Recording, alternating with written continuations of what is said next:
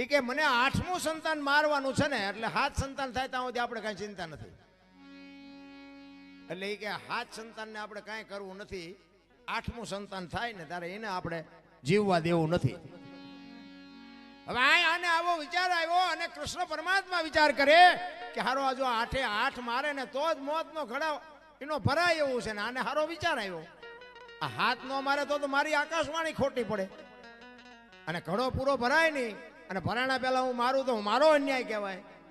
હારો આને વિચાર હારો કેમ આવ્યો? આ જો 8 ને મારી નાખે તો જ એનો ઘડો સંપૂર્ણ ભરાય ને તો જ હું એને મારી શકું. મારી આકાશવાણી એને મેં એ કરી છે. ભગવાન મૂંઝાણા કે હવે શું કરવું? એમાં નારદજી આવ્યા. કે શું પ્રભુ ચિંતા કરો છો? એ કે ભાઈ મેં આકાશવાણી કરી છે આવી, અને 8 મારે ને તો એનો ઘડો ભરાય એવું છે ને. એને વિચાર સારો આવ્યો કે હાથને મારે શું કામ મારવા જોઈએ? તો નારદજી કે પણ તમારું કહેવાનું શું થાય છે? એ કે ઈ હાથને જો મારે ને તો મેળ, મૂળ તો તમારે મરવવા જ છે ને. તમારે ન ખોટું કરવું હોય પણ દુનિયા તમને ખોટું કરાવે. મૂળ તો એ કે મરવી જ નાખવા છે ને, એ તો હું મરવી નાખી, તમે શું કામ મૂંઝાવશો? એ કે એ નારદજી આવ્યા ને તો કંસ આખી સભા ભરીને બેઠો હતો. એટલે નારદજીને જોયા ને એટલે કંસ સામો આવ્યો, પધારો પધારો ભૂદેવ પધારો. એ કે શું આવડી મોટી સભા ભરીને બેઠા છો? એ કે ભાઈ એક પ્રશ્ન મૂંઝાણો. એમાં સભામાં અડધા એમ કે મારી નખાય, અડધા એમ કે ભાઈ નો મરાય, હાથને હું કામ મારવા જોઈએ? એટલે નારદજી આવ્યા. એ કે ભાઈ અમને પ્રશ્ન મૂંઝવે છે, આવી રીતની વાત છે, હવે આમાં શું કરવું? અડધા કહે છે કે મારી નખાય હાથને, અડધા એમ કહે છે કે નો મરાય. તમારું શું કેવું? તમે જે નિર્ણય કરો. એ કે હું તો તમને નિર્ણય કરાવું, પણ તમે શું નક્કી કર્યું?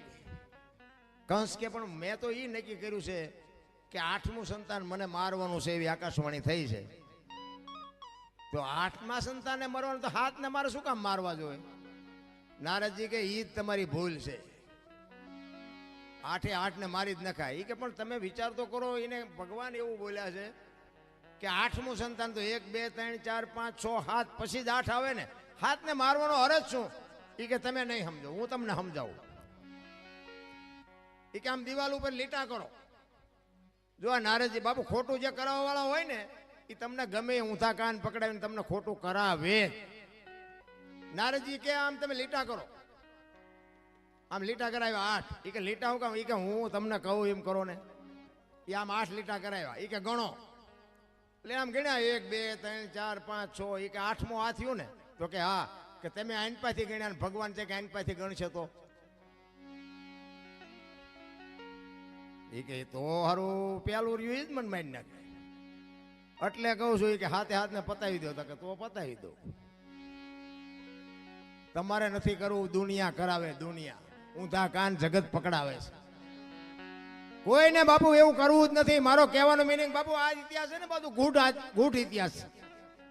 કારણ કે નકે તમને મને વિચાર આવે કે જો આ સંતાનની બીકથી કંસને બાપુ આટલી બધી તકલીફ પડી હોય તો આ જેલમાં હું કામ? જેલમાં બેન ભેગા હું કામ પૂરે? આ બધી અટપટી વાત છે, એટલામાં બહુ ઊંડું ઉતરે જેવું નથી. એટલા માટે મારે એક માની વાણી કરવી છે. તમારી જેવી મોજ છે એવો આનંદ કરાવીશું. પણ આમાં કેવું છે કે મેં કીધું મારે 7-8 રાતું ખેંચી છે ને, એટલે ક્યારેક ક્યારેક ગોટે ચડે બધું. એટલે પુરુષોત્તમ બાપુ એક વાણી, બાપુ જેટલા મહાપુરુષો છે ને એ તમે વિચાર કરો કે આજે આપણે બધાને યાદ કરી છે, એના માત પિતાના સંસ્કાર કેવા છે? કેટલા મા બાપે બાપુ એના સંસ્કાર કેવા આપ્યા છે કે આજે આખી દુનિયા એના ગાણા ગાય છે. અમારે અહીંયા કઈ કોથળા નથી આવતા. આ હરિચંદ્રની વાત કરી કે સગાળસાની ગમે એની વાત કરી તો એની પેઢીઓના અમારે અહીંયા કોથળા નથી આવતા. એના મા બાપે બાપુ કેવા સંસ્કારનું સિંચન કર્યું છે, આજે દુનિયા એના ગાણા ગાય છે. એટલા માટે પુરુષોત્તમ બાપુ એની વાણીમાં એની માની વાત કરે છે કે મારી મા તો મારી મા છે ભાઈ. અને બાપુ માનું જો જતન કરતા તમને આવડી જાય તો જિંદગીમાં સતયુગનો બાપ છે આ સમય રહ્યો ને. બાકી તો બધા વાર્તાઓ કરે છે. ઘણા કે સ્વર્ગમાં ઇન્દ્ર ભગવાન કે સોનાના સિંહાસન ઉપર બેઠા છે ને ઇન્દ્રની અપસરાયું નાચે છે ને અહીંયા ફુવારા છે ને અહીંયા કોઈક જી આવ્યું હોય કોને મારે પગ ઝાલવા? જી આવ્યું કોઈ? આમ જ હાલે તારે બધું ડીંગો ડીંગ જ તે. આ નથી લાગતું સ્વર્ગ જેવું નથી લાગતું? આ લગ્ન થયા તે દી આવા માંડવા નથી નાખ્યા. લ્યો આદર 10 પડે તો આમાં જા ખબર પડે એવું છે. ઓલા તો ઘર એવા હતા, વરસાદ થાય તો આખા ઘરના બકડિયા લઈને રખડતા, દંદુડિયું જ થતી હોય એટલે હું ઉચારે. લો આ સ્વર્ગ નો બાપ નથી, સ્વર્ગ કરતા સોહામણું નથી. આ કેટલા માણા બેઠા નિરાય દે, કદાચ 25 ઇંચ વરસાદ પડે તો આ કઈ ફેર પડે એવું છે? આટલી ખુરશીઓ ને આટલા સોફા, અરે બાપુ હારું ગોદડું નથી જડ્યું તો હજી રોવે જ છે બધા. અમારે મેં કઈ નથી, કઈ નથી. ઓલા માગણ આવે ને એ બાપા કઈક દો, એ બાપા કઈક આગળ જા, આગળ આટલું આપ્યું તો એમ જ કરે, આગળ જા, આગળ. હવે આગળ ઠેઠ સુધી તારા જેવા જ છે, દેને બટકું રોટલો દેને નહીં મરી જા.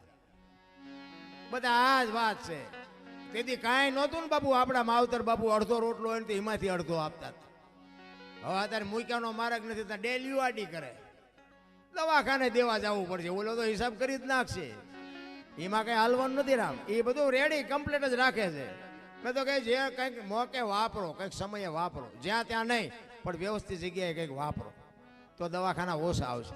પૈસા જ્યાં વધુ છે ને જ્યાં પૈસા વધારે આવે ને પૈસા હારે જ રોગ આવે. લખવું જ લખલી. જ્યાં તમારા પૈસા ન હોય ને ત્યાં તમે ગમે એવા લઠ્ઠા લો ને તો કઈ થાય જ. કરોડપતિ છે ને એવડે 8 દી ને 8 દી બીપી મપાવે લ્યો. અને દવાખાને જાય ને તો એ ડોક્ટર એક જ વાત કરે, દાળ ભાત સિવાય કાંઈ ખાતું જ મર્યો. હવે શું પૈસા ને શું કરવા? અને આ ઝૂંપડામાં રહ્યો તમે જુઓ, માગીને ખાય, આખી દુનિયામાંથી માગીને રોટલા લાવે, ગટરોમાંથી પાણી પીવે, કોઈ દી થાય શકે? ઘણા પાછા શું કે અત્યારે આ બધો ખોરાક એવા થઈ ગયા ને આમ એવું થઈ ગયું, ત્યાં ઝૂંપડામાં રહીને શું દુકાનો નોખી છે? આપણે લેવી અહીંયાથી જ લે છે, એવડે દવા વાળું નથી ખાતા. પણ આ તમને પૈસાનો પાવર આવ્યો ને એટલે આ બધું વિજ્ઞાન ઘરમાં ભરાયું. આ બધું વિજ્ઞાન છે ને એ બધા રોગના ઘર છે.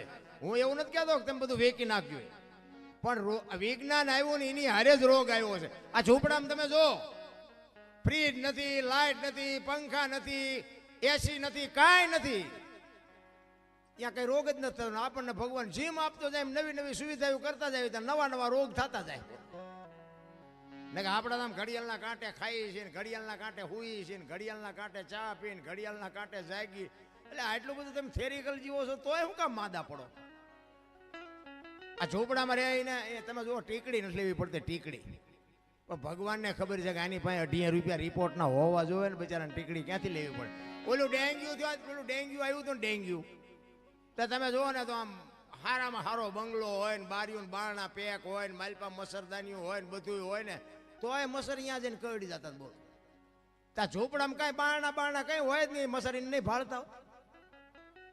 આ નજરામીની વાત છે ને બાબુ, કંઈક ડેન્ગ્યુ મસર જ આવતું હતું ને કે કરડે એટલે કે આને ડેન્ગ્યુ થાય. ત્યાં બંગલામાં એ ઠેઠ પહોંચી જાય તો ઝૂંપડામાં ન કરડી શકે. પછી એને ખબર છે ઓલાને, અહીંયા જાય એ આ દુનિયાના કાળા ધોળા કરીને હૂતો છે, ઓલા બિચારા કાળી મજૂરી કરીને હૂતા છે. આમને કરડે, આમને. આ કોરોનામાં બાબુ હારાનો જ વારો લીધો છે. બહુ નાના માણસ નથી મર્યા બહુ. હા, એ દયાળુ છે, એને બધી ખબર છે આપણે શું કરીએ છીએ ને, બધી ખબર છે. આમાં પ્રેમથી જેને વાપર્યું છે ને એને ખબર છે. અને આવું કરતા હોય ને એમાં કહું અમુક નડે તે આવા બધા કામમાં કઈ બધા નો સાથ સહકાર આપે. એક બે તો નડે એવા હોય. આ અમે ગમે પ્રોગ્રામમાં જઈએ તો બધા કે અમને સાંભળો ન બેઠા હોય. એક બે તો અમારી ભૂલ ક્યાં આવે છે ગોતવા હાટું બેઠા હોય. પણ હવે જે હોય, પણ માનો એક પુરુષોત્તમ બાબુ એક વાણીમાં એવું કહે છે કે મારી માં તો મારી માં છે ભાઈ. માના ઋણમાંથી હું તમે નીકળી ન શકીએ, એટલા માટે માં તો માં છે ભાઈ. અને મેં કીધું એમ બાપુ, જો એ માં, મેં કીધું ને બાપુ, દીકરી એવી સંસ્કારી હોય તોની વાત છે.